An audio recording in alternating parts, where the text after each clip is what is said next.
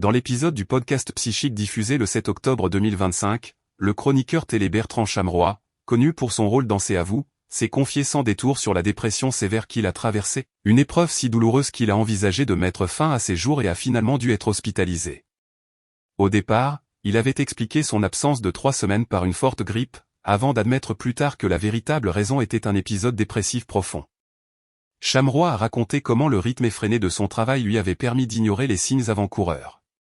Ses angoisses se sont accumulées, jusqu'à ce que, durant les fêtes de Noël, il s'effondre émotionnellement. Il dit avoir ressenti une tristesse écrasante, une perte totale d'intérêt pour la vie et un besoin urgent de fuir la douleur.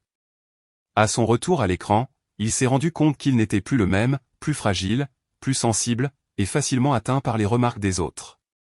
Conscient qu'il perdait pied, il a pris la décision courageuse de consulter à nouveau un psychiatre, après plusieurs années de thérapie. Le diagnostic est tombé, dépression majeure. Malgré un traitement antidépresseur, les résultats tardaient à venir.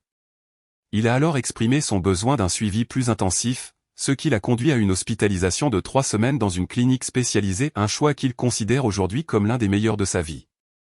Ce séjour lui a permis de se reconstruire petit à petit, d'apprendre à mieux gérer ses émotions et de renouer avec l'envie d'avancer.